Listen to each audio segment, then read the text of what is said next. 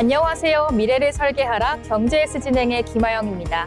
오늘은 기다인 김가은 아나운서와 함께하겠습니다. 안녕하세요. 안녕하세요.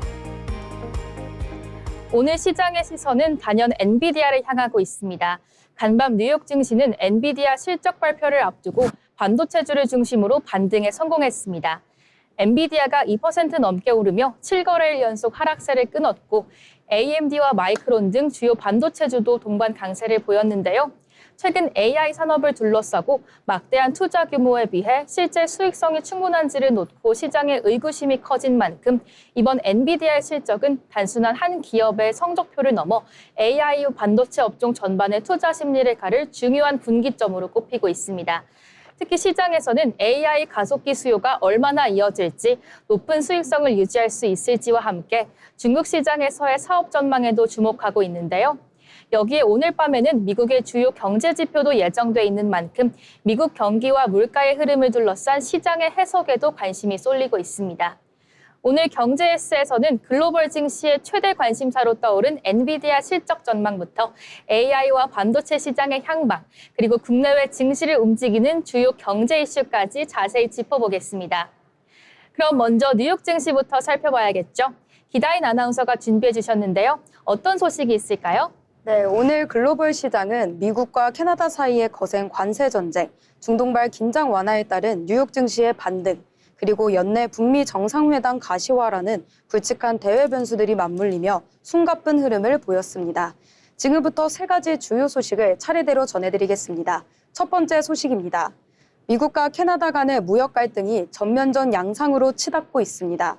도널드 트럼프 미국 대통령은 내년 1월부터 캐나다산 완성차에 50%의 관세를 매기고 부품에도 전면 관세를 부과하겠다고 밝히며 강한 압박에 나섰습니다. 이에 대해 마크 카니 캐나다 총리는 미국이 캐나다의 주력 산업을 파괴하려 한다며 강하게 비판했습니다. 이어 오늘 9월 8일까지 미국의 철강과 유제품, 가전제품 등을 겨냥한 정밀 보복 관세 명단을 확정하겠다고 맞받아쳤습니다. 캐나다 정부는 피해를 입은 자국 제조업체를 돕는 긴급 지원책과 함께 대규모 신형 쇄빙선 건조 계획을 발표하며 독자적인 대응에 나섰습니다. 하지만 트럼프 대통령 또한 소셜미디어를 통해 거친 발언을 쏟아내면서 양국의 대립은 감정 싸움으로까지 번지는 모습입니다. 다음 소식입니다. 간밤 뉴욕 증시는 국제 유가 하락과 채권금리 안정에 힘입어 일제히 상승 마감했습니다. 다우지수와 S&P 500 지수가 나란히 올랐고 기술주 중심의 나스닥 지수도 0.66% 상승했습니다. 특히 엔비디아가 2% 넘게 반등한 것을 비롯해 마이크론과 AMD 등 주요 반도체 기술주들이 지수 상승을 이끌었습니다. 그동안 시장을 짓누르던 국제유가는 브렌트유가 3% 넘게 떨어지며 배럴당 88달러 선으로 내려왔습니다. 미국의 대이란 대응 기조가 군사적 충돌에서 경제 압박으로 전환된 데다 양측이 호르무즈 해협의 항행 안전을 보장하는 재휴전에 합의했다는 보도가 나오면서 불안 심리를 덜어냈습니다. 다만 미 캐나다 관세 갈등과 소비 심리 위축 탓에 월마트와 타깃 등 주요 유통기업들의 주가는 부진을 면치 못했습니다. 마지막 소식입니다. 한반도를 둘러싼 외교 무대에도 새로운 변화의 조짐이 나타나고 있습니다. 트럼프 미국 대통령은 최근 백악관에서 올해 안에 김정은 북한 국무위원장을 다시 만날 것이냐는 질문에 그렇다고 공식 확인했습니다. 특히 북한의 핵무기 보유량을 구체적으로 언급하며 협상의 초점이 완전한 비핵화에서 현실적인 핵 동결과 감축으로 이동하고 있음을 시사했습니다. 올해 하반기에는 9월 미중 정상회담과 11월 중국 선전에서 열리는 에이펙 정상회의 등 굵직한 외교 일정들이 줄줄이 예정돼 있습니다. 전문가들은 미중 관계의 일시적 안정과 함께 북미 대화의 문이 열릴 경우 북극 항로 개척이나 베트남식 경제 개방 모델과 같은 거시적 관점의 새로운 투자 기회가 생겨날 수 있다고 분석했습니다. 북미 대륙의 관세 충돌 속에서도 중동발 안도감과 한반도의 외교적 해빙 기류가 교차하며 금융시장은 새로운 국면을 맞고 있습니다. 복잡한 글로벌 변수들이 우리 시장에 미칠 영향을 꼼꼼히 점검해 보시기 바랍니다. 지금까지 이슈 브리핑이었습니다. 미국과 캐나다의 관세 갈등이 거세지는 가운데 중동에서는 긴장이 다소 완화되고 한반도에서는 북미 대화 재개 가능성이 다시 떠오르고 있는데요.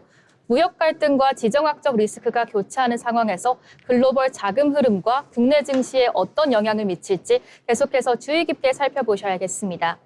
이어서 우리 시장에서 주목해 볼 만한 뉴스들도 체크해 봐야겠죠? 김가은 아나운서와 이야기해 보겠습니다. 주택 임대차 시장의 무게중심이 전세에서 월세로 빠르게 이동하고 있습니다. 올해 상반기 체결된 전월세 거래 10건 가운데 약 7건이 월세 계약으로 나타났는데요. 과거 전세 보증금 마련에 초점이 맞춰져 있던 주거비 부담이 이제는 매달 지출하는 임대료와 관리비 등 월 고정비로 옮겨가는 모습입니다. 월세 비중이 해마다 높아지는 가운데 서울을 비롯한 수도권에서도 이 같은 흐름이 뚜렷해지고 있는데요. 주택을 선택할 때 보증금이나 매매 가격뿐만 아니라 실제 거주 기간 동안 매달 얼마를 지출해야 하는지를 함께 따지는 수요가 더 늘어날 것으로 보입니다. 월세화가 빠르게 진행되면서 주거비를 바라보는 방식도 달라지고 있습니다. 월 임대료의 관리비와 주차비, 에너지 비용 등이 더해지면 실제 거주자가 체감하는 주거비는 더 커지는데요. 같은 보증금과 비슷한 월세 주택이라도 관리 방식이나 공용시설 구성, 에너지 효율 등에 따라 매달 부담하는 비용에는 차이가 생길 수 있겠습니다. 이에 따라 주택시장에서도 초기 구입비나 보증금뿐만 아니라 장기간 거주하면서 발생하는 비용까지 함께 고려하는 흐름이 더 뚜렷해질 전망입니다. 다음 두 번째 소식입니다. 퇴직연금 시장에서 금융회사 간 머니무브가 과속화되고 있습니다. 퇴직연금 실물 이전 서비스가 도입된 지 2년도 채 되지 않아서 16조 원에 육박하는 자금이 이동했는데요. 특히 은행에서 증권사로 옮겨간 자금만 5조 원을 넘어섰습니다. 금융당국은 제도 간 이전 제한과 판매 중단 펀드 이전 불가 등 남아있는 규제를 손질해 퇴직연금 갈아타기 문턱을 한층 낮추기로 했습니다. 실물 이전 제도의 추가 개선은 금융회사들의 퇴직연금 고객 확보 경쟁에도 적지 않은 영향을 미치는데요. 이 가입자가 기존 상품을 매도하지 않고도 금융회사를 쉽게 바꿀 수 있게 되면서 과거처럼 한 번 가입한 고객을 장기간 묶어두기 어려워졌습니다. 금융회사 입장에서는 브랜드나 영업망보다 수익률과 상품 경쟁력, 수수료, 상호관리 서비스가 고객 이동을 결정하는 핵심 요인으로 부상할 가능성이 커졌습니다. 퇴직연금 실물 이전이 단순한 계좌 이동 편의성을 넘어서 이 금융회사 간 수익률, 상품 경쟁을 촉진하는 제도로 자리 잡으면서 퇴직연금 시장의 자금 이동도 한층 빨라질 전망입니다. 마지막 소식입니다. 내일 미국 현지 시간 27일부터 29일까지 2026년 잭슨홀 경제정책 심포지엄이 열릴 예정입니다. 올해 공식 주제는 금융혁신이 경제와 정책에 미치는 영향인데요. 세계 주요 중앙은행 관계자와 경제학자들이 금융혁신, 결제 시스템, 통화정책의 장기 과제를 논의합니다. 캔자스시티 연방준비은행에 따르면 케빈 워시 연준 의장의 기조연설은 현지 시간 8월 28일 오전 10시, 한국 시간으로 같은 날 오후 11시에 예정돼 있습니다. 잭슨홀 심포지엄은 FOMC처럼 기준금리를 결정하는 회의가 아닙니다. 그러나 연준 의장이 경제 상황을 어떻게 평가하고 또 어떤 정치 원칙을 강조하는지에 따라서 국채금리와 주식시장의 금리 전망이 크게 달라질 수 있겠는데요. 이번 연설은 워시 의장이 2026년 5월 취임한 이후 처음 나서는 잭슨홀 무대라는 점에서도 중요합니다. 워시 체제의 연준은 과거보다 선제적 안내를 줄이고 현재 경제 지표를 중심으로 정책을 판단하는 방식을 강화하고 있습니다. 따라서 명확한 금리 예고가 없더라도 인플레이션, 금융 여건, 그리고 장기 금리와 관련된 표현 하나하나가 시장의 금리 경로를 바꿀 수 있겠습니다. 지금까지 뉴스 브리핑이었습니다.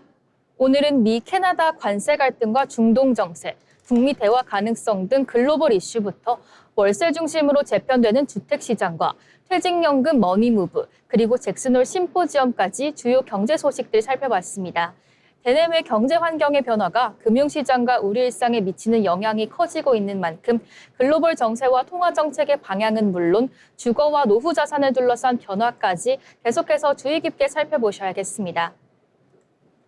아울러 본 방송에서 제공하는 정보는 투자 판단에 대한 조언일 뿐 해당 종목 가치의 상승 또는 하락을 보장하지 않습니다.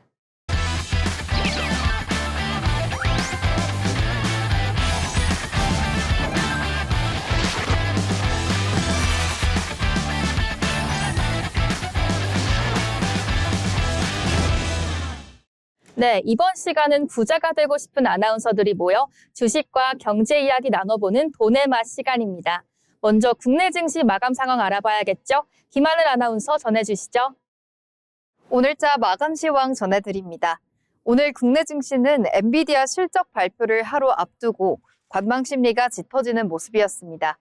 반도체 대장주의 자사주 매입으로 추정되는 기타 법인 매수세가 지수 하방을 지지하는 모습이었는데요. 자세한 마감 시황 전해드리겠습니다. 먼저 지수 함께 보시죠. 오늘 코스피는 전거래일 대비 0.97% 상승해 6,808.21에 거래를 마쳤습니다. 장 초반 0.23% 하락했지만 삼성전자와 SK하이닉스의 자사주 매입이 수급을 뒷받침하면서 오후 들어 분위기가 전환되는 모습을 보여줬습니다. 반면 코스닥 지수는 약세를 벗어나지 못하고 전거래일 대비 0.03% 하락한 826.87에 약보합 마감했습니다. 투자자별 매매 동향 살펴보겠습니다. 먼저 코스피 시장에서는 개인 투자자가 2조 2,423억 원을 순매도했고 외국인 투자자 역시 1,162억 원 팔자세를 이어갔습니다. 반면 기관은 7,594억 원을 순매수하며 지수를 지탱했습니다. 이어서 코스닥 시장입니다. 코스닥에서는 개인 투자자가 1,928억을 순매수한 가운데 외국인은 918억 원, 기관은 1,052억 원을 매도하며 지수를 끌어내렸습니다. 시가총액 상위 종목들 함께 살펴보시겠습니다. 코스피 시총 상위인 1위인 삼성전자는 전거래일 대비 1.75% 상승해 26만 1,500원에 마감했습니다. SK하이닉스도 0.6% 상승하며 168만 8천원의 긍정적인 상승세를 보여줬습니다. 특히 삼성전자의 역대 최대 규모 주주 환원 정책이 관계사 주가에 영향을 미치면서 삼성물산이나 삼성생명 등 삼성전자의 주식 보유 비율이 높은 종목의 상승세가 눈에 띄었습니다. 코스닥 시총 상위에서는 알테오젠이 1.96% 올라 31만 1,500원에 마감했습니다. 반면 레인보우 로보틱스, 주성 엔지니어링 등 반도체 장비주는 전반적으로 매물이 출회되며 약세를 보였습니다. 투자자들의 마음을 흔드는 롤러코스피, 여전히 국내 증시 반등의 연속성에는 의구심이 드는 구간이지만 증시 내부의 회복 탄력성이 개선되고 있다는 점에는 주목할 필요가 있겠습니다. 우리 프로그램과 함께 하시면서 올바른 투자 방향 세우시길 바라겠습니다. 지금까지 국내 증시 마감 시황이었습니다. 오늘 국내 증시는 엔비디아 실적 발표를 하루 앞두고 관망 심리가 이어진 가운데 기관의 매수세가 유입되며 코스피가 1% 가까이 상승 마감했습니다. 삼성전자와 SK하이닉스가 동반 상승하며 지수를 끌어올렸고 삼성전자의 주주 환원 기대감이 부각되면서 삼성물산과 삼성생명 등 관련 종목에도 매수세가 이어졌습니다. 반면 코스닥은 외국인과 기관의 동반 매도에 약보합으로 장을 마쳤습니다. 엔비디아 실적 발표를 앞두고 경계감은 여전한 만큼 향후 반도체주의 흐름과 외국인 수급이 국내 증시의 추가 반등을 이어갈 수 있을지 주목할 필요가 있겠습니다. 그럼 오늘 장에서 어떤 종목들이 주목받았는지도 살펴봐야겠죠? 먼저 다인 아나운서 어떤 종목일까요? 네, 이번 특징주 한국전력입니다. 한국전력은 오늘 장중 8% 넘게 급등하며 35,000원 선을 훌쩍 넘어서는 강세를 나타냈습니다. 오늘 주가를 끌어올린 핵심 재료는 미국 정부가 한국 측의 글로벌 원전 기업인 웨스팅하우스의 지분을 공동으로 인수하자고 제안했다는 소식이었습니다. 미국의 신규 원전 건설 사업에 우리 기업들이 참여하는 대가로 웨스팅하우스 지분을 확보하는 방안이 거론된 건데요. 만약 지분 인수가 성사될 경우 그동안 K원전 수출의 가장 큰 걸림돌로 꼽혔던 수출 통제와 지식재산권 갈등을 단숨에 풀어내 강력한 협상 카드를 쥐게 된다는 기대감을 보여줬습니다. 앞서 한전과 한국수력원자력은 원전 1기를 수출할 때마다 막대한 로열티를 제공하는 불리한 조건에 합의했던 만큼 우리 원전 산업에 중대한 분기점을 댈 수 있다는 평가입니다. 다만 주무부처인 산업통상자원부는 양국의 지분 공동인수 보도에 대해 사실과 다르다며 공식 부인한 상태입니다. 정부의 공식 입장과 함께 향후 한미원전 협력의 구체적인 향방에 따라 주가 변동성이 커질 수 있는 만큼 투자자분들도 신중하게 지켜보실 필요가 있겠습니다. 자세한 차트 보시겠습니다. 한국전력은 32,550원으로 시작해 기관의 적극적인 매수로 장중 36,400원까지 고점을 높였습니다. 종가는 6.87% 상승한 35,000원으로 장 마감했습니다. 지금까지 오늘의 특징주 한국전력이었습니다. 네, 특징주 한국전력 알아봤습니다. 이번 시간 소개해드릴 특징주 SK이노베이션입니다. 자회사 SKI테크놀로지와의 합병 소식에 SK이노베이션이 오늘 두 자릿수대 급락세를 보이고 있습니다. SK이노베이션과 SKI테크놀로지는 어제 각각 이사회를 열고 양사 간 합병 추진안 건을 의결했습니다. SK이노베이션이 배터리 분리막 사업을 담당하는 자회사 SKI테크놀로지를 흡수 합병하는 방식인데요. 이번 합병은 전기차 시장의 성장 둔화와 분리막 업황 부진이 이어지는 가운데 SKI테크놀로지의 재무 부담을 낮추고 사업 운영의 효율성을 높이기 위해 추진됐습니다. 합병 이후에는 조작과 생산, 마케팅 기능을 효율화해 연간 약 600억 원의 비용 절감 효과를 내고 향후 2년 안에 분리막 사업의 삼각전 영업이익 기준 흑자 전환을 이루겠다는 계획입니다. 하지만 오늘 시장의 반응은 두 회사가 크게 엇갈렸습니다. SK이노베이션은 적자가 이어지고 있는 자회사의 재무 부담을 떠안게 될 수 있다는 우려가 부각되며 급락한 반면 피합병 회사인 SKI테크놀로지는 장중 20% 넘게 급등하며 상한가에 근접하는 강세를 보였습니다. 같은 합병 소식을 두고 두 회사의 희비가 엇갈린 가운데 이번 합병이 실제 분리막 사업의 수익성 회복과 재무구조 개선으로 이어질 수 있을지가 향후 주가 흐름의 주요 변수가 될 것으로 보입니다. 다음 특징주도 만나보겠습니다. 가은 아나운서, 어떤 종목일까요? 네, 다음 특징주는 한미약품입니다. 한미약품이 3조 2천억 원 규모의 대형 기술 수출 잭팟과 국산 비만 치료제 상용화 기대감에 힘입어 조정 하루 만에 다시 강세로 돌아왔습니다. 한미약품은 전거래일보다 5.51% 오른 52만 7천 원에 거래됐는데요. 이번 주가 반등은 연내 출시를 앞둔 비만 치료제 에페의 상용화 모멘텀과 최근 성사된 역대급 기술 수출 호대가 맞물린 결과로 풀이됩니다. 에페는 국내 제약사가 독자 개발한 첫 글루카곤 유사 펩타이드 1계열의 비만 치료제로 이 한미약품의 맞춤형 비만 신약 프로젝트 H.O.P의 핵심 파이프라인입니다. 앞서 한미약품은 이달 24일 글로벌 제약사 제넨텍을 상대로 비만 신약 후보 물질 HM17321의 기술 이전 계약을 체결했다고 공시했습니다. 현재 미국에서 건강한 성인 그리고 비만 환자를 대상으로 임상 1상을 진행 중이며 계약 규모는 총 3조 1,892억 원에 달하는데요. 이는 국내 상장 제약바이오 기업의 단일 신약 후보 기술 이전 사례 중 역대 최대 규모입니다. 가장 높은 목표가를 제시한 위혜주 한국투자증권연구원은 연초 시장이 기대했던 두 건의 기술 이전이 모두 실현됐다며 이 향후 한국형 비만 치료제 에페글레나타이드의 식약처 승인 그리고 론칭, 11월 초 미국 간학회에서 공개될 에피노페그듀타이드 임상 2비상 결과 등이 주가 상승을 견인할 주요 모멘텀이 될 것이라고 확인했습니다. 우선 차트 살펴보겠습니다. 한미약품은 51만 원에 출발했는데요. 장중 56만 4천 원까지 오르다가 4.9% 오른 52만 4천 원에 장 마감했습니다. 네, 이렇게 오늘 주목받았던 특징주를 만나봤습니다. 저희가 전해드리는 내용들 참고하셔서 투자 포트폴리오를 구상하시면 좋겠습니다. 다음은 오늘 시장의 흐름을 가장 강하게 보여준 종목들 상한가, 하한가, 종목픽 시간입니다. 조희은 아나운서가 전해주시겠습니다. 오늘 시장에서 가장 뜨거웠던 종목과 가장 차갑게 식어버린 종목을 알아보는 상한가, 하한가, 종목픽 시간입니다. 오늘 한쪽에서는 주식 벽압 소식에 상장 폐지 우려를 씻어내며 주가가 날아올랐습니다. 하지만 또 다른 한쪽에서는 경영권 매각 무산이라는 악재에 주가가 곤두박질 쳤는데요. 그야말로 상반된 온도차를 보인 오늘 증시였습니다. 두 종목 지금 바로 살펴보겠습니다. 먼저 상한가 종목입니다. 오늘 이월드는 전거래일보다 30% 오르며 607원의 상한가를 기록했습니다. 상승 배경에는 5대1 주식 벽압 추진 소식이 자리 잡고 있는데요. 최근 이월드는 액면가 500원인 보통주 5주를 한 주로 병합했습니다. 이번 조치로 그동안 발목을 잡았던 동전주 꼬리표를 떼고 상장 폐지 우려를 단숨에 해소하게 됐습니다. 주주 가치 제고와 거래 활성화에 대한 기대감이 커지면서 매수세가 강하게 몰렸는데요. 결국 이월드는 오늘 상한가로 직행했습니다. 이 긍정적인 흐름이 오늘 주가를 끌어올린 것으로 풀이됩니다. 반대로 하한가 쪽에는 대구백화점이 눈에 띄었습니다. 오늘 대구백화점은 장중 가격 제한폭까지 떨어지며 하한가를 기록했는데요. 주가 급락의 원인으로는 경영권 매각 계약 무산입니다.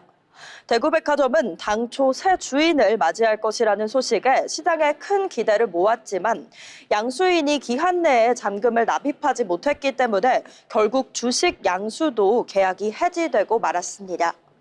경영권 변경에 대한 기대감이 하루아침에 실망감으로 바뀌면서 투자자들의 매도 물량이 쏟아졌고 주가가 크게 꺾인 것으로 풀이됩니다. 주식 병합이라는 호재에 상한가로 날아오른 이월드와 매각 무산이라는 악재에 급락장을 연출한 대구백화점. 오늘 이 두 종목은 호재와 악재가 이 주가에 얼마나 강한 영향을 끼치는지 보여줬습니다. 지금까지 상한가 하한가 종목 빅 시간이었습니다.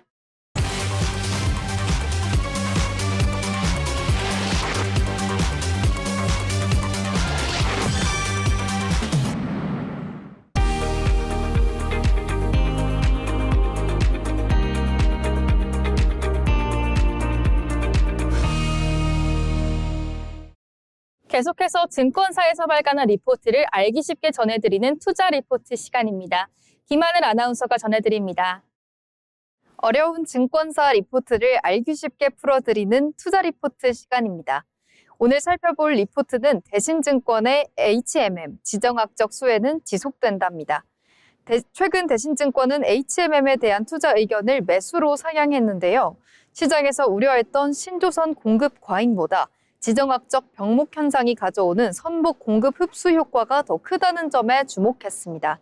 오늘은 HMM의 실적과 함께 해운 시장에서 어떤 변화가 나타나고 있는지 함께 짚어보겠습니다. 먼저 최근 실적부터 보겠습니다. HMM의 2분기 영업이익은 물동량 확대에 따른 비용 증가와 유가 반영 시차 등의 영향으로 시장 기대치를 소폭 밑돌았습니다. 하지만 대신증권은 3분기부터 실적 개선세가 본격화될 것으로 전망했습니다. 상승한 해상 운임이 시차를 두고 3분기 실적에 반영되고 미주 노선도 연말 쇼핑과 개학 시즌을 맞아 소비재 물동량이 견조할 것으로 봤기 때문입니다. 그렇다면 해운업계의 가장 큰 우려였던 공급 과잉은 어떨까요? 새로운 선박이 계속 투입되면서 운임이 떨어질 수 있다는 우려가 있었는데요. 하지만 중동 사태로 수에즈 운하 우회가 이어지고 호르무즈 해협 리스크와 주요 항만 적체까지 겹치면서 상황이 달라졌습니다. 배들이 우회 운항을 하게 되면 항해 거리가 길어지면서 실질적으로 시장에서 활용할 수 있는 선복이 줄어드는 효과가 발생합니다. 대신증권은 이런 지정학적 병목 현상이 당분간 이어지면서 고운임을 지지할 것으로 분석했습니다. 결국 앞으로 중요한 것은 운임이 얼마나 오래 유지되느냐입니다. 대신증권은 지정학적 수혜가 지속될 것으로 보고 올해 HMM의 연간 영업이익 추정치를 기존보다 63% 이상 높은 1조 8,500억 원 수준으로 상향했습니다. 결국 신조선이 늘어나는 것 자체보다 지정학적 리스크로 실제 선복 공급이 얼마나 흡수되는지가 HMM의 실적을 좌우하는 핵심 변수가 될 전망입니다. 이번 리포트의 핵심은 신조선 공급 과잉에 대한 우려보다 지정학적 병목 현상이 더 강하게 작용하고 있다는 것입니다. 3분기부터 실적 개선도 기대되는 만큼 앞으로는 단기적인 운임 움직임보다는 글로벌 공급망의 병목 현상이 얼마나 더 이어가는지를 살펴볼 필요가 있겠습니다. 지금까지 투자 리포트였습니다.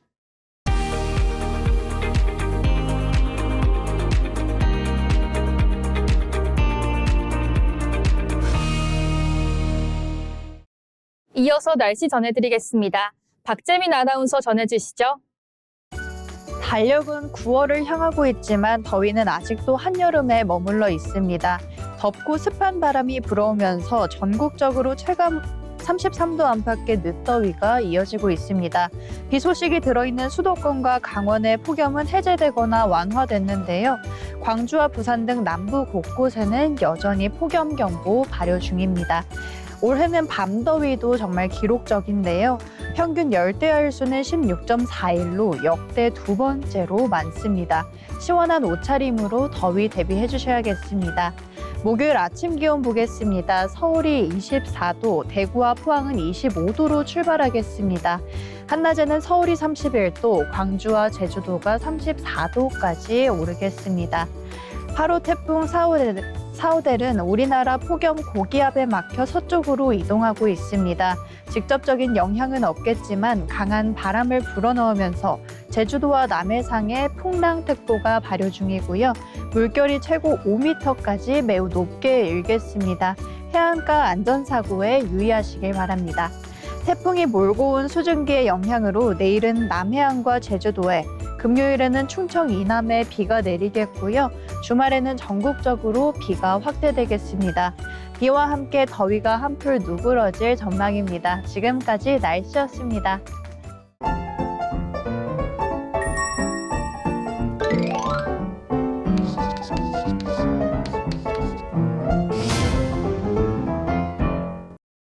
오늘 시장을 한 줄로 요약해 보겠습니다. 먼저 다인 아나운서, 오늘 시장 어떻게 보셨나요? 네, 저는 오늘 국내 시장을 한 단어로 표현하자면 밀당 고수가 아닐까 싶습니다.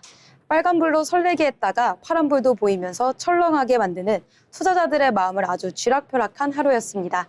네, 그럼 가은 아나운서는 어떻게 보셨나요? 네, 오늘 국제금리, 국제유가의 하락과 이 삼성전자 그리고 SK하이닉스의 자사주 매입에 힘입어 코스피가 반등한 하루였습니다.